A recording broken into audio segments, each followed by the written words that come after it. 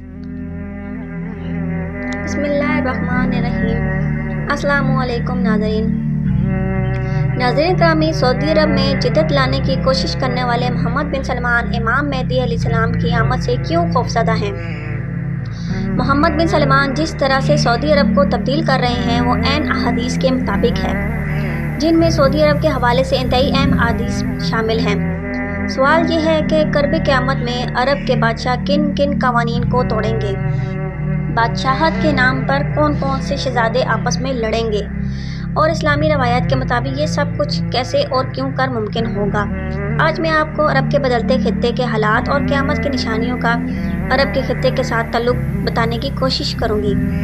लिहाजा इस कीमती वीडियो को शुरू से लेकर आखिर तक ज़रूर देखिएगा और अपने दोस्तों को भी शेयर कीजिएगा, सब्सक्राइब कीजिएगा ताकि बर वक्त मेरी वीडियोस आप तक पहुंचती रहें। तो आइए चलकर मौजू का बाकायदा आगाज़ करते हैं। नाज़रीन करामी, क्योंकि हज़रत इमाम मेहदी अलैहिस्सलाम का ज़हूर सऊदी अरब के सरज़मीन पर होना है तो इस हवाले से सऊदी अरब काफ़ी अहमियत का हामिल है। उस वक्त सऊदी अरब में मोहम्मद बिन सलमान की बादशाहत है और मोहम्मद बिन सलमान सऊदी अरब के कवानीन में बहुत तेज़ी से तब्दीलियाँ कर रहे हैं। इस सिलसिले में 2023 में वीएन और न्यू शहर का क़याम भी शामिल है। हमारे प्यारे नबी हज़रत मोहम्मद मुस्तफ़ा सल्लल्लाहु अलैहि वसल्लम ने इसके बारे में 1400 साल पहले ही पेशनगोई कर दी थी कि अरब की सरज़मीन में किस हद तक तब्दीली रहनुमा होगी। हज़ूर अकरम सल्लल्लाहु अलैहि वसल्लम की एक हदीस मुबारका में ये बयान शामिल है कि इमाम मेहदी के ज़हूर से पहले अरब में 3 शहज़ादों की आपस में लड़ाई होगी। आप ये जानकर शशदर रह जाएंगे। इस वक्त सऊदी अरब के 3 शहज़ादे जो कि ताज तख्त हासिल करने के लिए ख़ुद को अहल समझ रहे हैं, मोहम्मद बिन सलमान ने खाना जंगी से बचने के लिए इनको आम ओहदों पर तैनात भी कर रखा है। उलमा के नज़दीक जितनी शहज़ादों की लड़ाई का जिक्र आया है मुमकिन है ये वही 3 शहज़ादे हैं। मोहम्मद बिन सलमान ने कुछ मुसलमान मुखालिफ इक़दामात भी उठाए हैं, जिनमें से मौजूदा रमज़ान लाउड स्पीकर पर पाबंदी लगा दी गई, बच्चों के मस्जिद पर आने पर पाबंदी, इसके अलावा तरावी की नशरियात भी बंद करा दी गई थीं। इस तरह के इक़दामात मोहम्मद बिन सलमान की शख्सियत को मशकूक बना रहे हैं। मुद्दा ये है कि अगर हज़रत इमाम मेहदी अलैहिस्सलाम का ज़हूर होता है तो सऊदी शहज़ादे को अपने ओहदे से बर्खास्त होना पड़ेगा, क्योंकि जब हज़रत इमाम मेहदी अलैहिस्सलाम का ज़हूर होगा तो सब मुसलमान इनको अपना बादशाह और रहनुमा मान लेंगे। व्यूअर्स, यूँ तो हज़रत मोहम्मद सल्लल्लाहु अलैहि वसल्लम ने क़यामत की बहुत सारी निशानियाँ बयान फरमाई हैं, जिनमें से एक हदीस मुबारका ये भी है कि ऊँटों और बकरियों के चरवाहे बरहना बदन और नंगे पाँव होंगे, एक दूसरे से मुकाबला करते हुए लंबी लंबी इमारत बनाएंगे और फ़ख्र करेंगे। आज अकल हैरत ज़दा है कि सऊदी अरब के शहर रियाज को ही देख लें। फलकबोस इमारत सर उठाए खड़ी हैं और बुलंद व बाला इमारत का ये मुकाबला आज अपने अरूज को पहुंच चुका है। दुबई में बुर्ज खलीफा पहले से कायम था और अब बुर्ज अरब बनने जा रहा है। बुर्ज खलीफा की इमारत दुनिया की सबसे ऊंची इमारत बनी तो सऊदी शहजादा वलीद बिन तलाल ने इससे भी बड़ी इमारत बनाने का ऐलान किया, जो धड़ाधड़ बनती जा रही हैं। यानी मुकाबला अपने अरूज पर है कि अरब की इमारत दुनिया जहान की बुलंद 3 इमारतें बन चुकी हैं, जिनको हज़रत मोहम्मद मुस्तफ़ा सल्लल्लाहु अलैहि वसल्लम ने 1400 साल पहले ही फरमाया था। वो अब पूरा होता दिखाई दे रहा है। मॉडर्न सऊदी अरब अपना अरूज हासिल करने के लिए तगो-दो में है, लेकिन ये भी कहा जाता है कि हर अरूज के लिए ज़वाल है। कुछ माहिरीन कह रहे हैं कि आने वाले दिनों में सऊदी अरब ज़वाल पजीर हो सकता है, जिसकी एक बड़ी वजह यह है कि सऊदी अरब से निकलने वाला खाम तेल का सबसे बड़ा ख़रीदार अमेरिका था, लेकिन अमेरिका ने सदर सद्दाम हुसैन को ख़त्म करके तेल से सैराब मुल्क इराक़ पर कब्ज़ा कर लिया, जहां से वो लाखों बैरल तेल मुफ्त वसूल कर रहा था। तेल की गिरती मांग ने तेल को निचली सतह तक पहुँचा दिया, जिससे अरब ममालिक का सुनहरा दौर ज़वाल के करीब है।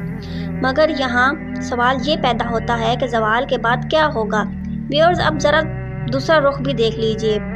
अल्लाह के रसूल सल्लल्लाहु अलैहि वसल्लम एक और हदीस मुबारका है कि क़यामत से पहले सऊदी अरब सरज़मीन की पहली तरह सब्ज़ हो जाएगी।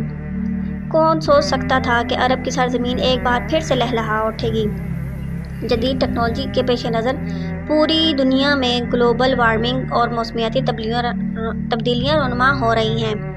नतीजा ये निकला है कि सऊदी अरब में बेमौसम बारिश होना शुरू हो गई हैं। सऊदी अरब में एक सैलाब कुछ अर्सा पहले आया था, बहुत से अफराद मौत की आगोश में भी चले गए थे, جبکہ عرب کی سرزمین اس جدید ٹیکنالوجی میں لا کر سرسبز بنانے کی کوشش کر رہی ہے۔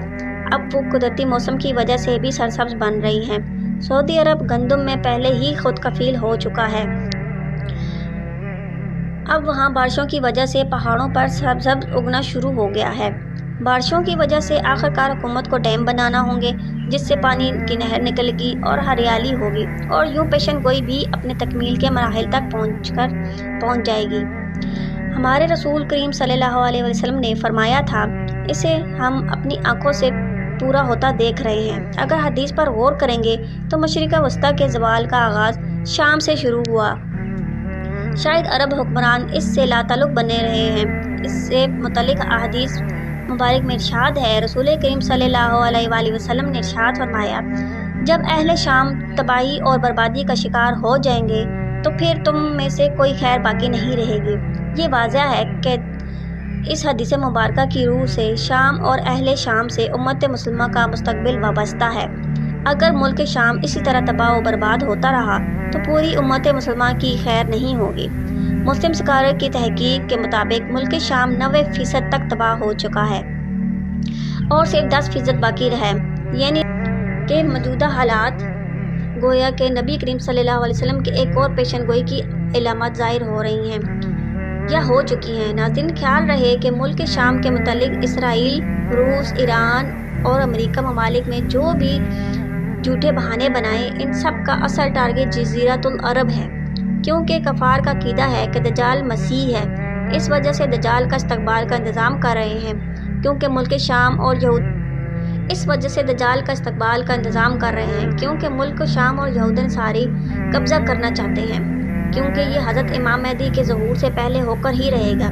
کتاب الفطر میں ہے کہ آخری زمانہ میں جب مسلمان ہر طرف مغلوب ہو جائیں گے تو مسلسل جنگیں ہوں گی۔ شام میں بھی عیسائیوں کی حکومت قائم ہو جائے گی۔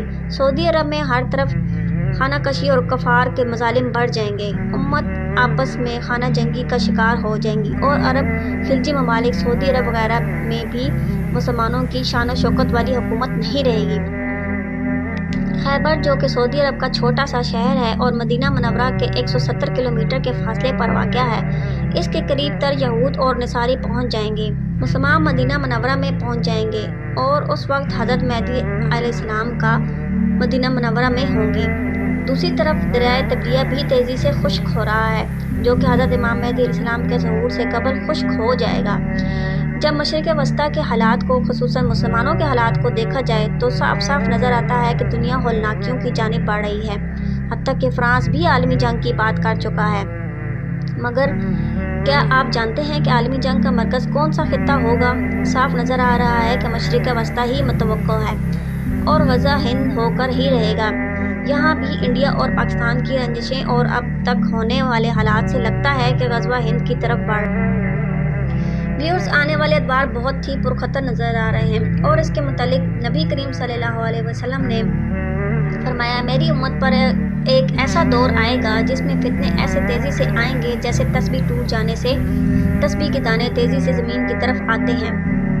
آخر میں یہی دعا ہے کہ اللہ پاک ہمارے ایمان کی سلامتی رکھے اور ہمیں اپنے حفظ و امان میں رکھے۔ موجودہ حالات کے پیش نظر ہمیں اپنی اولاد کو ابھی سے ایسی تربیت کرنی چاہیے کہ وہ اپنے ایمان کی فکر کریں، موبائل کا بے جا استعمال، رات دیر تک جاگنے اور یہودی انداز اپنانے سے ترک کریں اور نماز قائم کریں، ورنہ آزمائش کا دور دشوار ہوگا۔ سوچئے، سمجھیے اور اصلاح کیجیے۔ انشاءاللہ ملاقات ہوتی ہے اگلی ویڈیو پہ، تب تک کے لیے اجازت دیجیے۔ اللہ حافظ۔ میرے چینل وائس آف خضر کو سبسکرائب کرنا نہ بھولیے گا۔